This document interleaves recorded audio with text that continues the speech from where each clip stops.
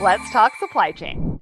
Hello, everyone, and welcome back to Let's Talk Supply Chain. As always, we're starting with a question. So, amidst disruption and social and economic change, many businesses have a keen eye on cost, with staff layoffs seen across industries. But according to KPMG's 2024 CEO Outlook, what percentage of leaders are actually looking to increase the overall headcount of their workforce? I'm honestly not sure. If I've seen some mixed narratives around recruitment at the moment, but what do you think? Well, let me know your guesses over on social and keep listening because I'll let you know at the end of the show. So today I'm joined by a company that partners with businesses in industries where operational efficiency and technology are critical to success, from fashion to distribution. Well, who are they? It's 910 Advisors. 910 Advisors specializes in delivering tailored commercial and supply chain advisory and implementation solutions that empower businesses to overcome challenges and achieve measurable success. Founded on the principles of clarity, efficiency, and innovation, their team brings decades of expertise in CRM, ERP, and middleware integration to help businesses streamline processes, improve visibility, and stay competitive. And today we have not one, not two, but three guests for you. We've got Robert Chapman, who is the visionary leader with vast experience in commercial and supply chain technology. Gregory Stephenson combines a strong background in operational strategy and process integration with a passion for empowering businesses. And Janet brings over 25 years of experience in supply chain to her role as a senior consultant. So today we're going to be talking all about 910 Advisors and what they do, diving into the trending topic of cost to serve. We'll be exploring what it means and why it's so overlooked, the obstacles standing in the way of organizations understanding their true cost to serve, its impact on supply chain efficiency and profitability, and how 910 Advisors are helping clients transform inefficiencies into opportunities. So, welcome to the show, Robert, Janet, and Greg. No, it's good. I'm excited to have you all here. We don't often have three experts on the show all at one time. So you all are spoiling us today. We're really looking forward to getting to know all of you, taking a closer look at 910 Advisors and how you're driving success for your clients. So let's get started with some introductions. Greg, then Janet, can you both let us know who you are, your expertise, and your role at 910? Sure. Sarah, I'm one of the founders with Robert here at 910, and I have a varied background in the apparel and footwear industry, but also have worked in the last 7 to 8 years in consulting with Robert at another firm that we worked at and got a lot of experience across industries. But I always kind of joke and say I'm the unicorn in the bunch. I started out on the manufacturing side, went over to marketing, and I've kind of done the little gambit all the way across. So I wear a lot of different hats. Some of them fit better than others, but I can put most of them on. I feel like manufacturing to marketing, like yours is definitely not a straight line. It's kind of like all over the place, right? For sure, for sure. It was an opportunity. You don't get to do that often, and I feel fortunate I got to do that. And then Awesome. Well, I'm glad that you're here. Janet, what about you? Yes, thank you, Sarah. It's a pleasure to be here. My expertise is in retail, importing brands, pretty much hands-on expertise and everything from demand to delivery.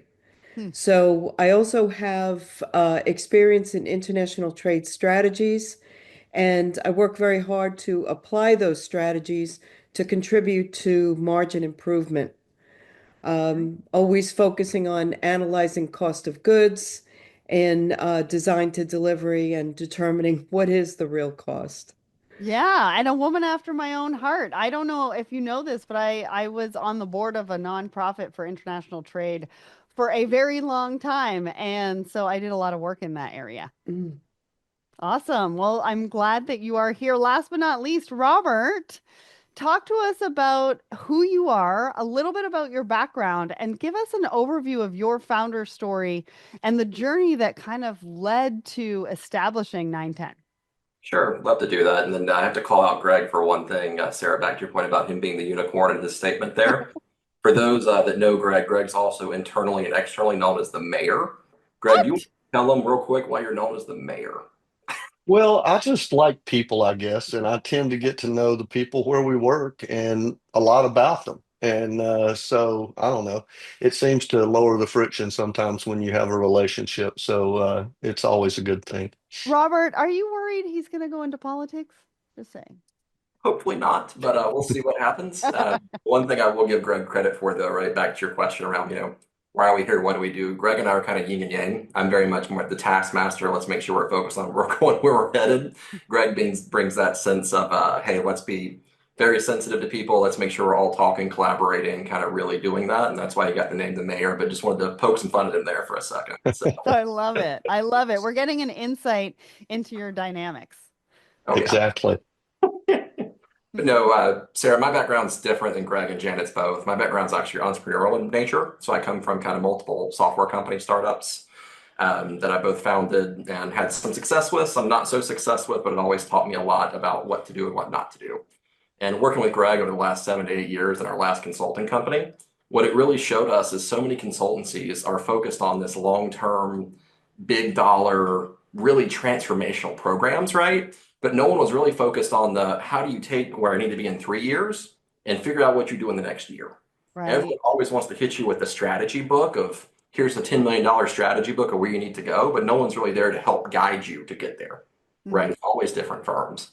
So when Greg and I set forth to start the firm, it was very much making sure we had a lens towards the long term, but also helping companies understand what you do in 3 months, 6 months, 9 months, and 12 months in support of that 3-year plan. But always having a lens towards how do you provide immediate ROI? Because the number one complaint you get with consultants, right, is I spent all this money and I got no results. And we want to change the tide of that. So that's how we started 910.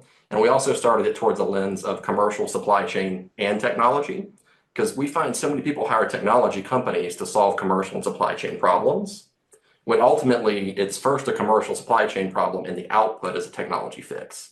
So what we set to do is basically package all those things up and provide a better service to the marketplace around that. So you said 910. I said 910. Which one is right? So I'm going to pass. Depends on who you talk to, right? I think we've always said 910 because it's the area code where we're at and we're founded. But a lot of people say 910, and we've learned we don't really care. We just go with it as long as they call us, right? Okay, I wasn't sure if I had to redo that introduction or not, so I wanted to Nope, you're ask the totally question. fine. Even internally, Sarah, it's kind of funny, right? Our own team pronounces it differently, and our marketing person, he goes, "Well, I think we should care about that. I think it really matters." And we're like, "No, it's okay as long as they say it correct." One of the things they'll call us, they'll figure it out. I love Yeah, that, one of but the go ahead. so one of the things we'll talk about is we like to be flexible in what we do, and we're flexible with that as well. There's an example. Awesome. Well, one of the things that I like that you said, Robert, I mean, I like them all, but one of the things that I focused in on was the 3, 6, 9, 12 months. I think it's easier for measured success for you to be able to measure the success of what you're doing with a consultant that way. And it also allows you to pivot a lot quicker. And I think right now with the disruptions that are happening and that it's kind of our new normal, I don't think that we can really look that far ahead anyways, to be perfectly honest with you. I mean, we kind of get the crystal ball syndrome. I spoke about it on a show a couple of weeks ago.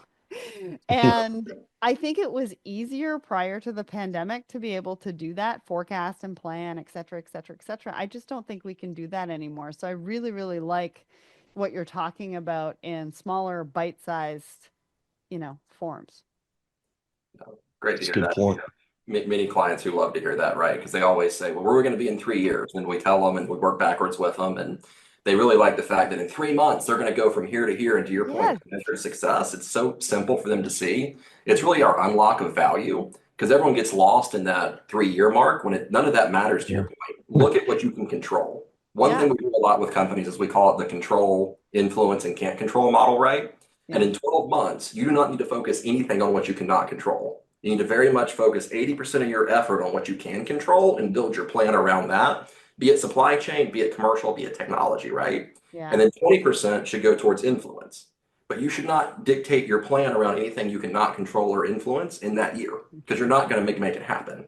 Wow. And it's amazing. I'm sorry, Sarah, but it's amazing how that changes the conversation with our with our clients when they start to look at it that way. When you look at the big picture, it can be overwhelming.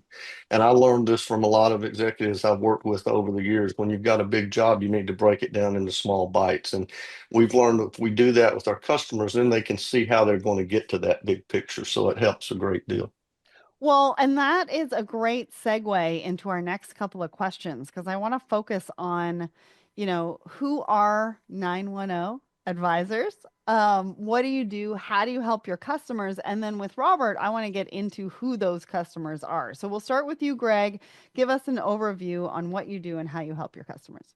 Sure, sure. So we're a commercial and supply chain advisory and implementation firm. What that means is we have implementation services with integrations and helping people with all the sticky parts in the middle with CRM and ERP.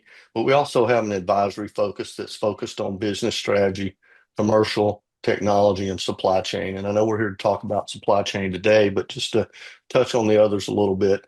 With business strategy, we really help with process optimization and organizational alignment. When we look at technology, we've got a very broad, offering there where we do anything from process and system assessments to digital transformation roadmaps to helping with creative, scalable solutions to get them through things that they're doing. And we're also really good at coming in when there's an ERP implementation that's maybe gone sideways or gotten behind the dates. And we've had experience with dealing with that. So we help in that area as well. Um, and then in the commercial area, we do a lot of different things in that area around rev ops, sales, pricing analysis, all the things that when you've got a disconnected process with your customers and aren't getting the time to market that you need to, or the conversion that you need to. But when you speak about supply chain, that's what's really near and dear to my heart because I'm the principal in charge of that area. And supply chain, we look at network assessments and design, product development process. As I said, I've worked in a lot of different areas. I've got a lot of experience in the product development area. And so it's always kind of been near and dear to my heart. And then sourcing strategy, you heard Janet mention with all of her background in sourcing and all of the different areas and things that tie into that. And then we look at lean improvements as well as doing RFPs. So we've got a pretty broad offering, but we've got a lot of experience in these areas and have done a lot of work with other clients. So we know that we've gotten some good experience under our belt. Well, and it's all the areas that you just touched on that I hear in conversations when I'm at conferences, talking to a variety of different professionals in the industry, saying that they have a challenge with at one time or the other. It might not happen all at the same time, but these are definitely things that people are experiencing regularly throughout the work that they're doing in the industry. So it sounds like what you said is that you've got a vast array of not only experts behind it, but also the opportunity to help in a variety of ways. And I'm sure those ERP implementations, you've had a few come your way, and I can't wait to get into sort of the case study side to see which story you're going to come up with. But Robert, I want to ask you, like, who are those customers? You work with a range of industries from retail to private equity.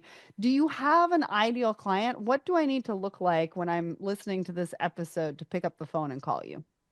So, it's funny you asked that question. We get it asked quite a bit internally as well. We actually had our QBR last week with our sales team and marketing teams. Mm-hmm. And one of their immediate questions was, can we get a more detailed, customer profile, for lack of better terms? You're not the only one or anyone that struggles with it, right?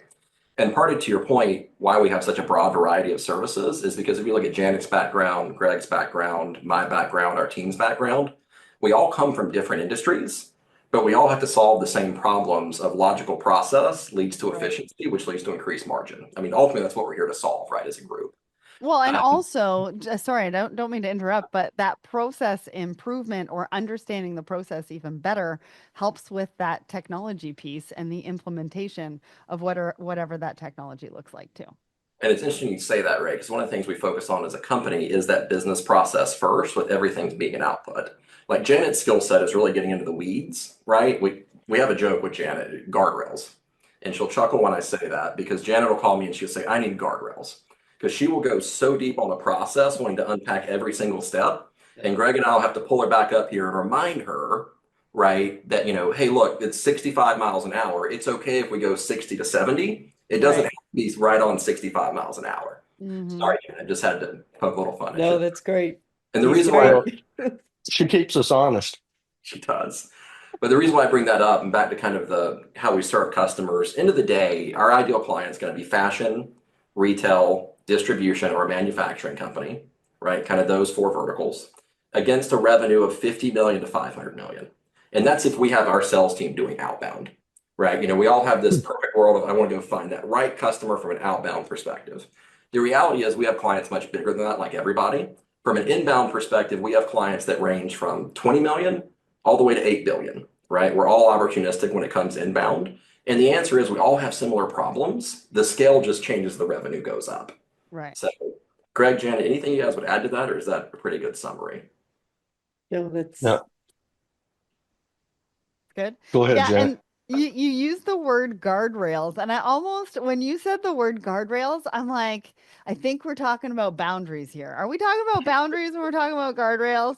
no, what they're referring to is that even at 65 miles an hour, I want to start changing the tires. Oh, so you want to go faster than everybody else is capable of going because they Right. got And to catch up to you.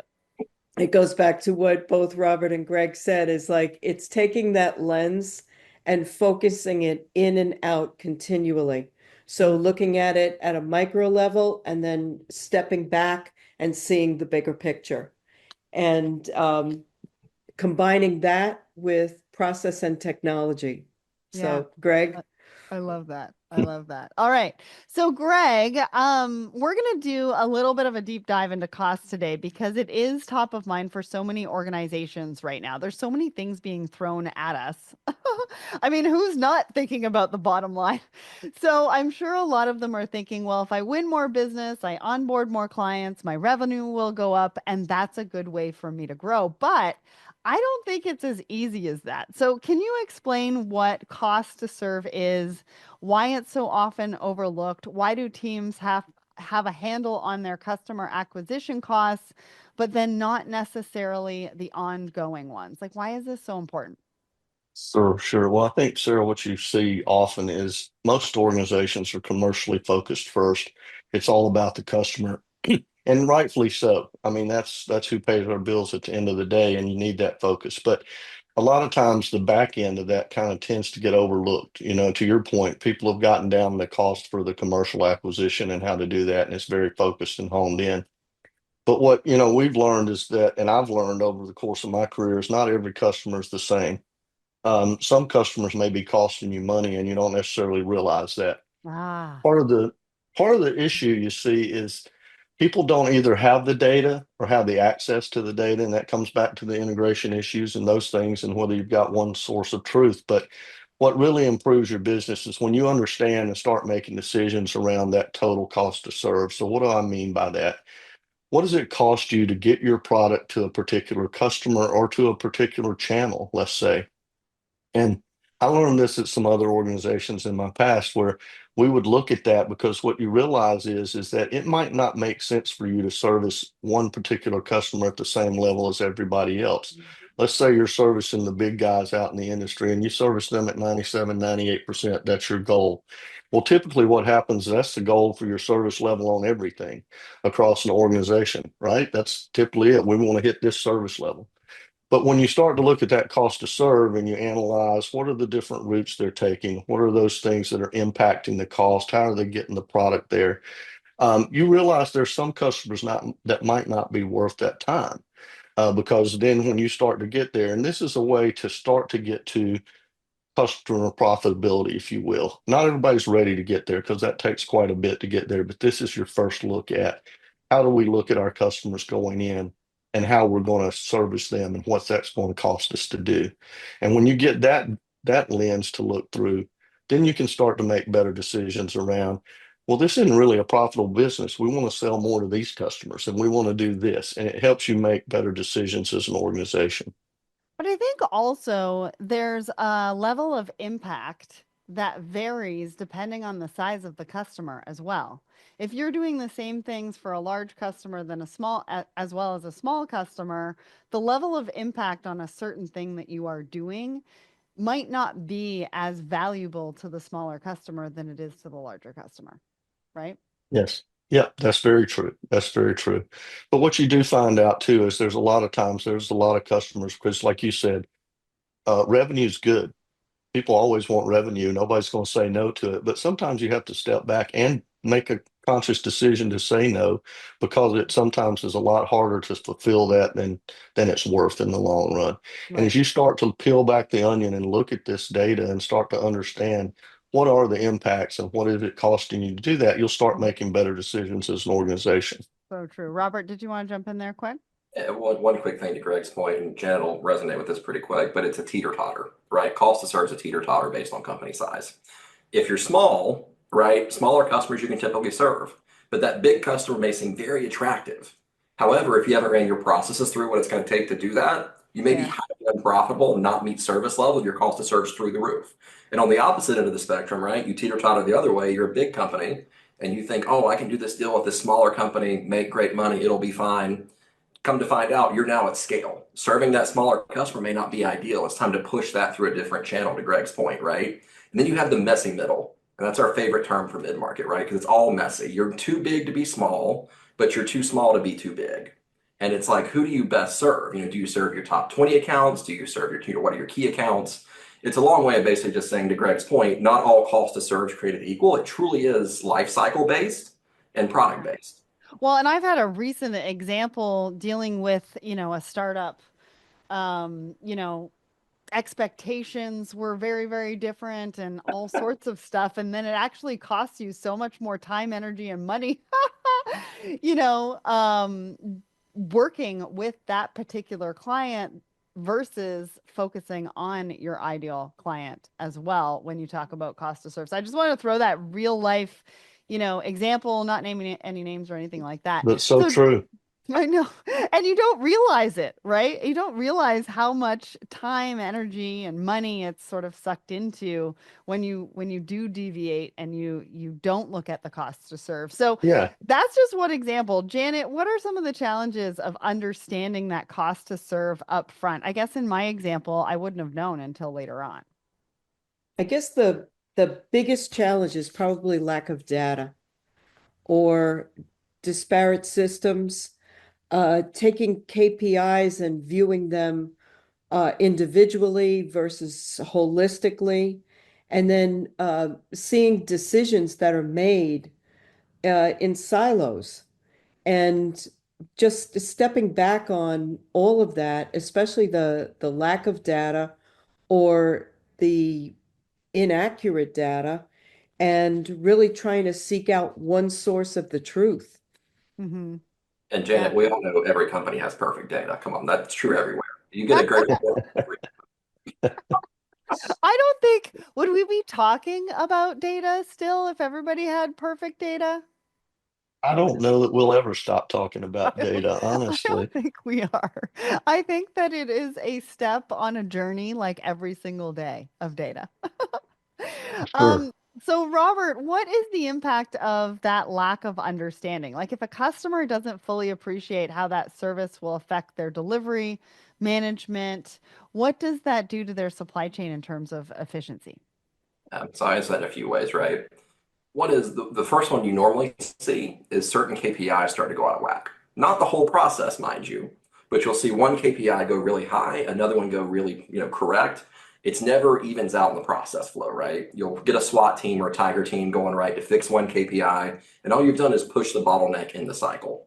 So it's not necessarily that it's disrupting your whole supply chain. What it's actually doing is it's this gremlin that's eating at your margin every step of the way. And all you're doing is pushing this margin erosion to different steps unless you step back and view it holistically, right? So to your point, one is labor productivity. You can have your labor productivity on par, spot on, be perfect, but your machine usage could be super low because you're working around something, you're doing something different, right? Or your logistics costs could be out of whack because your process times are too high, right? Mhm. Now you're air freighting things, right? As an example, you Yes. go fix the point problem, but now you've caused a downstream problem because you don't know your true cost to serve for every aspect based on volume and size, right? So that's what we often see a lot. The next one we see a lot of too is just customer priority challenges. If you don't know your cost to serve and profitability at that level, That leads to infighting with the commercial team during those all heated S&OP meetings that we all love of why did this customer not ship right? Why do we prioritize them over them? This removes everything from that and gets it straight to fact if you have it, right? Mm-hmm. And then the next big piece we see is just, again, you either see increased cost of labor, increased cost of logistics, and all of that really just leads back to that margin erosion gremlin. It's going to eat at different pieces and lead to margin erosion across the board unless you really analyze it. Kind of like termites on wood. Yep. When Yes. you said margin gremlins, that's all I could think about. I had to throw it out there as a bit of an analogy.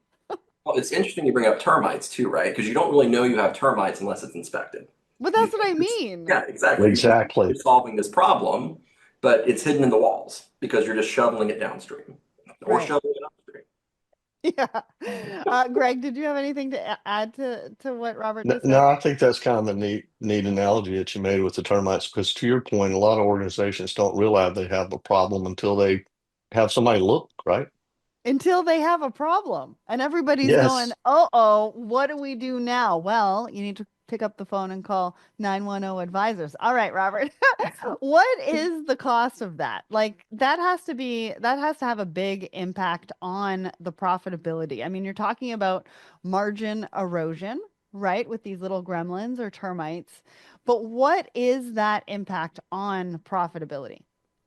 It's direct, right? And I know no better way to say it. It's coming straight from the bottom, right? It's going to hit you directly. And I'll use a real life anecdote. We work with a number of companies and say they push the problem downstream. That normally leads to them air freighting goods. What does air freight do? That is a direct cost that you're eating that is coming straight from your margin. And that could be between 5 to 10% margin points just for air freight based on the type of good, right? That is a direct cost that we see. The other big one that we see too that people don't seem to understand is the law of averages. Whenever they run a cost to serve, they think it's averaged and it's just, okay, we're at this margin, it's okay. Not realizing that their biggest customer and smallest customer, they may have great margin here, poor margin here, but it's averaged. Whereas if they would cut both of those, their margin would go up because that middle ground, they might be making 35 points, right? Whereas here they're making 5 and here they're making 40. It's not going to average out the same way, right? You would make more margin by focusing more by customer and cost to serve by customer, and probably raise your margin 5 to 10 points if you actually knew that.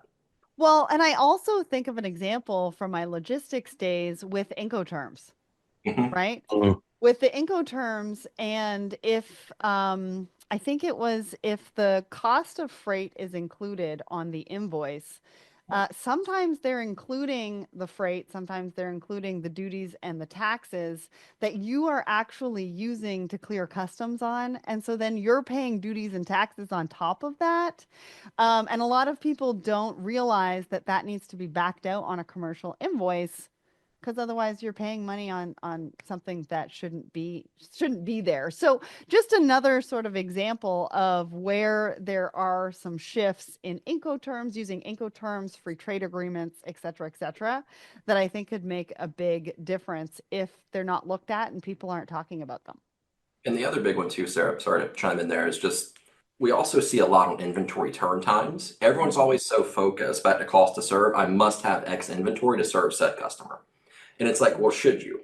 If you knew your just-in-time delivery cost was X, right, and you could increase your inventory times by 2, would you be happy with that, right? Turn times. The answer is yes, right? Back to your point about cash application, cash receipts, et cetera. Yeah. It's just another point that if you understand your cost to serve, you'll also probably not keep as much inventory and increase your turn times by having a service level matrix for your customers. Yeah, but you'll also know that even if there's a disruption with that just-in-time inventory, that if you need to air freight something or a product needs to come in, what that variability is, I would assume, right? Correct, exactly. It comes back to the matrix, right? You start servicing your customers against the cost to serve. To Mhm. Greg's earlier point, right? The big boxes, they're going to expect 97, 98 OTIF, right? You have some flexibility in that middle, but if you're servicing your top 20 accounts and you know what your default lead time is, that becomes your safety stock percentage, right? And you know your cost to serve for them is going to be increased because of that safety stock. But again, it all comes back to understanding that cost to serve and your flex points.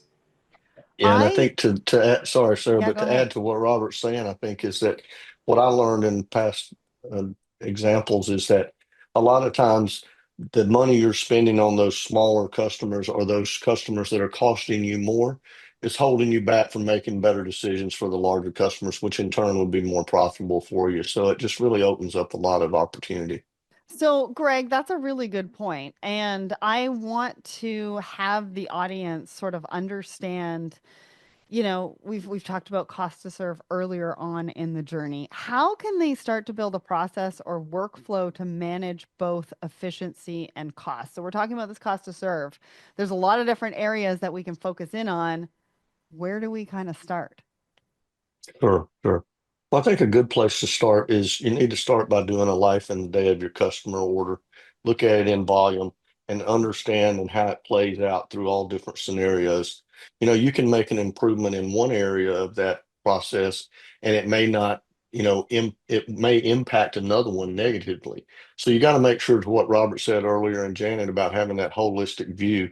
But that's the best place to start is one, take your journey yourself, understand what that day in the life of an order is, what actually happens to it, what are the different steps it goes through, and you'll start to see some of the issues that we talk about in our company. One of the things we joke about is called swivel chair syndrome, where people are entering into this system and then they have to spin over to another system and enter it into that.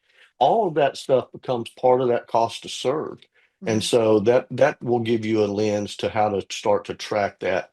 And then what I've seen from other organizations as they mature, and this is a maturity thing, I think, across the organization, is that something you start to review quarterly around these different customers. What are they costing you? What is the profitability? And you may make conscious decisions to support some that you might wouldn't based off the numbers, but that's a strategic decision, not a decision that's just happening like sometimes it just does today. And film it. Right? I think you need to Right? sort of film that day in the life of a customer order because what I find a lot of times, and we don't mean to necessarily be siloed, but if people don't know what they don't know. So if you're in different Exactly. departments and you are touching that customer order, you want to film that. You want people to understand what it is like as a day in a customer order so that everybody can get a sense of who touches it, what it looks like, et cetera, et cetera, et cetera. Because yes, one part of it is totally numbers. The other part of it is getting everybody to understand the role and what actually takes place on a day-to-day basis. So true. So, Robert, what role does 910 play in all of this? Like, how does your supply chain and commercial advisory and technology implementation consulting help some of these, like, to tackle some of these challenges, help transform a lot of these inefficiencies that we're talking about today into the opportunities for the organization? Yeah, no, great question, Sarah. And we play multiple roles, and I'll answer in a couple different ways. The first one we play is we call ourselves the master mediators, right? End of You the day, you all and your names. I need to sit in on a meeting. Do you have a meeting just to figure out the different names for people and processes? I They just love it. come to us. if you ever want to play consultant bingo, let us know. We have a couple cards that we can hand out that you'll definitely get bingo on pretty Well, I quick. might have to send you my supply chain dictionary because I got 100 pages of acronyms, but I definitely don't have these names on them. We could add to them. Sorry, Robert. Go Yeah, ahead. all good. But ultimately, right, our role is to help people come together, understand the process at a macro level, to Janet's point and Greg's point, and then it's really getting everyone on the same page about how the process actually works. So often we find you have these niche spots in companies to Mhm. where one person knows something really, really well, Yeah. but they have no clue what happens when the handoff occurs. So what we really help do is get everyone in the room, identify the process, and then circle where the pain points are. Most people call for the symptom. They'll tell us, "Oh, my logistics KPI is off." We're like, "Yeah, that's a leading indicator, but what's the actual problem?"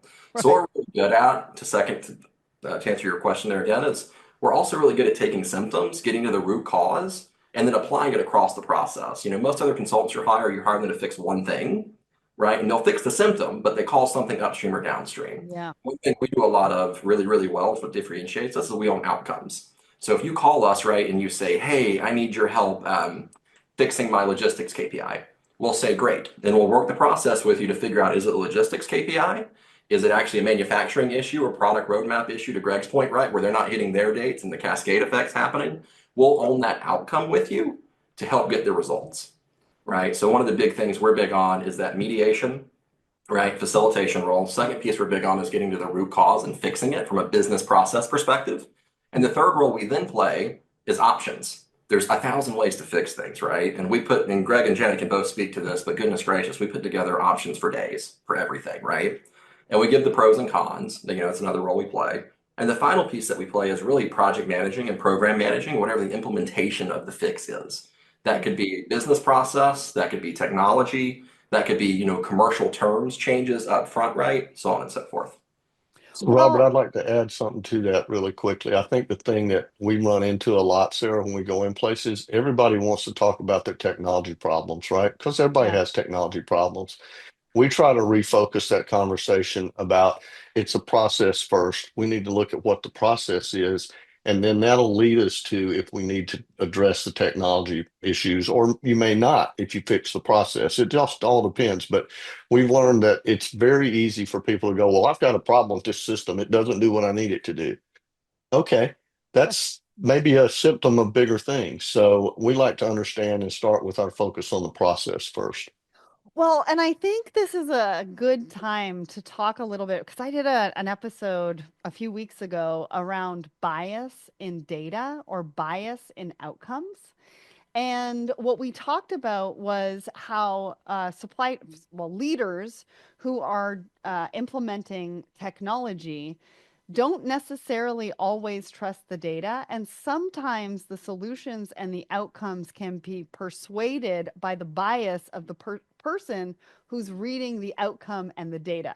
So if you have somebody like 910 advisors who can come in and mediate between the two, because I think it's a really important point to note is that you won't necessarily know if you have you have bias in outcomes and data until you actually do an exercise to figure out what would have been the right outcome if the human hadn't necessarily been involved with the bias. Does that make sense? I think it's a really important point to note here. No, absolutely. And I think it's to your point. It's one of the big value adds we have, right? Is each Yeah. leader comes in with an opinion Yeah. because they deal with the data to your point. And what we do is we remove all those opinions and we come with fact. Do we agree? Start at the high level, right? What is your process? Can we agree there? Yeah. Okay, great. How do you measure success of that process? Let's agree on that next. Because most of the time, to your point, if you have data bias, right, it's probably because your definition of that KPI is different than mine, or I'm pulling a different number than you are to get to success. Or it makes you Exactly. feel uncomfortable as a leader Yes. and you're not sure if you can trust it because you've never done it that way. Yep. So true. Yeah. Anyways, I wanted to bring that up because I think it's so important. It's such a big piece of the conversation that I don't think organizations and leaders really understand the impact and how it kind of goes on, like it goes on every single day.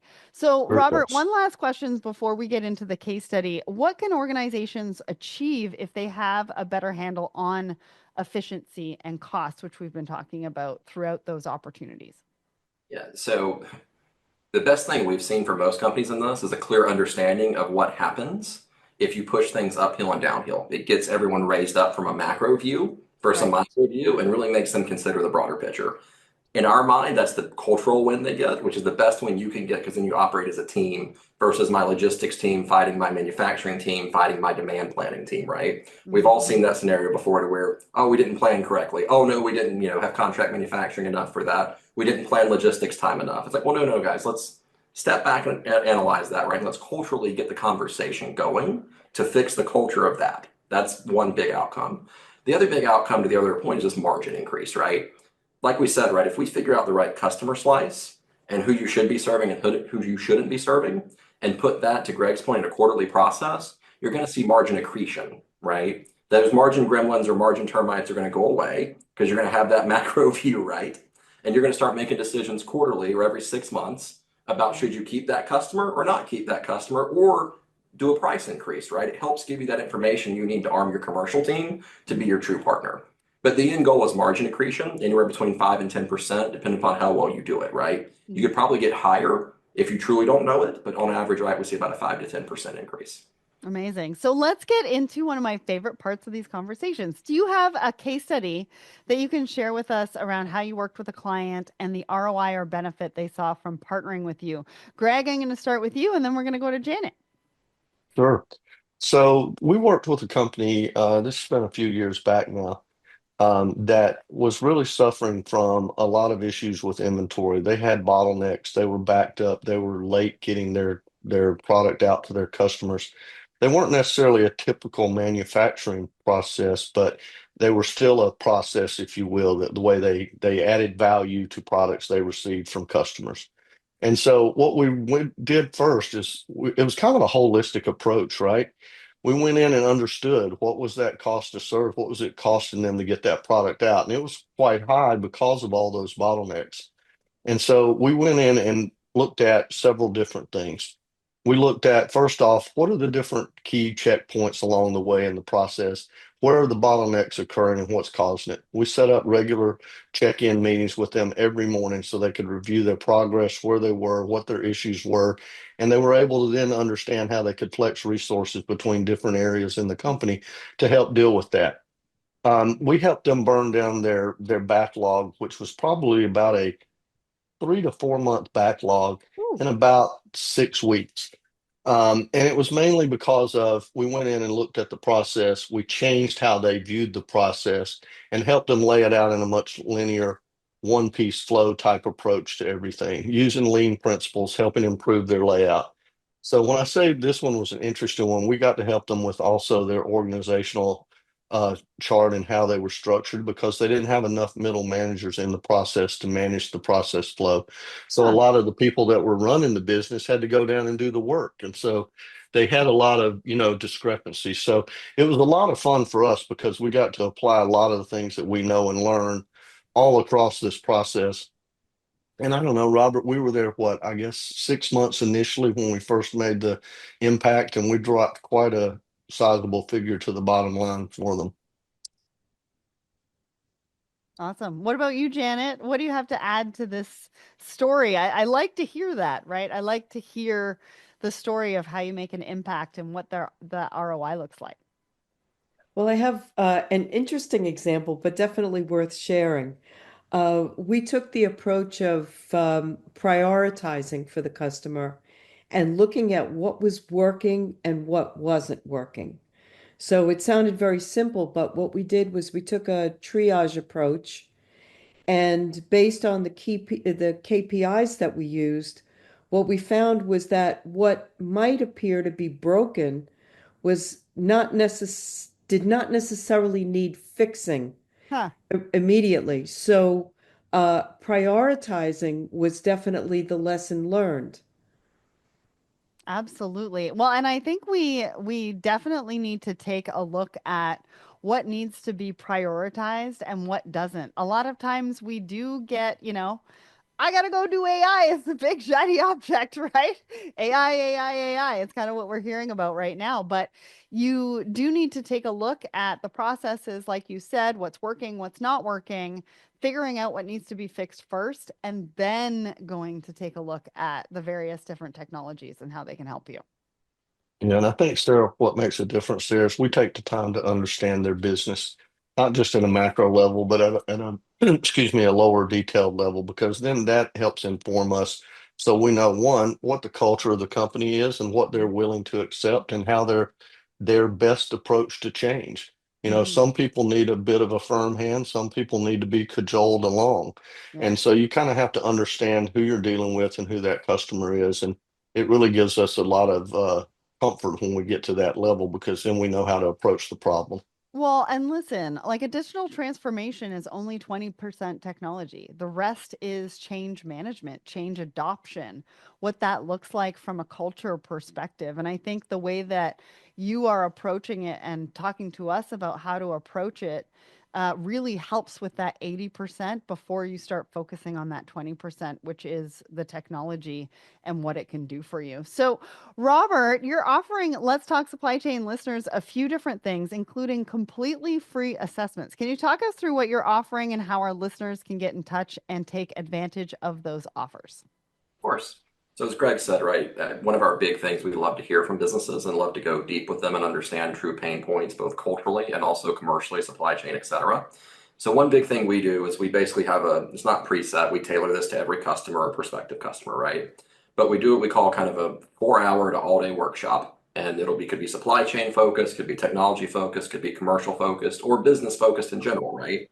And what we do is we run through where your pain points are, where you're saying you have symptoms. We workshop with you and say, well, okay, where do you want to be in 3 years? How do we build that bridge plan back to that 3, 6, 9, 12, right? We build that with them as well. And then we also kind of, to Janet's point, prioritize those issues with them to kind of give them the next 12-month roadmap that they can either do themselves, partner with us, or partner with somebody else to go execute on, right? So what we're basically offering is anyone that wants it, Greg and I and our rest of our team travel all the time. So we love to do these on site with customers, lead these workshops, and leave people with a good leave behind of kind of seeing through the chaos that is today and giving them a clear plan for the next 12 months to solve their pain points and symptoms. So to get in touch with us, just go to 910advisors.com and hit the contact us form or contact at 910advisors.com.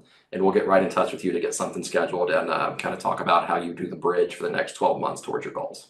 I love that. And I hope that we can come back on here and talk about some of the stories that come out of those, what you're doing with some of our listeners. So I can't wait to hear what happens. So many businesses unknowingly bleed revenue because of process inefficiencies, often because they're hidden behind the surface of daily operations. But failing to address those process inefficiencies doesn't just result in operational sluggishness. Wow, that was quite a word. It directly impacts profitability, customer satisfaction, and long term business growth. So the question isn't whether businesses can afford to optimize their processes, it's whether they can afford not to. And 910 Advisors could be the partner you need to future proof your operations. They help businesses streamline workflows, integrate cutting edge technologies, and unlock their future or full potential. Did you have a guess at today's big question? Well, at the top of the show, I asked you, according to KPMG's 2024 CEO Outlook, what percentage of leaders are looking to increase the overall headcount of their workforce? Well, it's an unbelievably huge 92%. The data shows that global leaders are focusing on creating solid foundations for the future by bolstering their workforces to adapt to evolving business needs. So if you want to find out more, you can check them out at 910 or 0 advisors.com. A massive thanks to Robert, Janet, and Greg for joining me today and to the team at 910 Advisors for making this episode happen. Thank you all so much for joining me.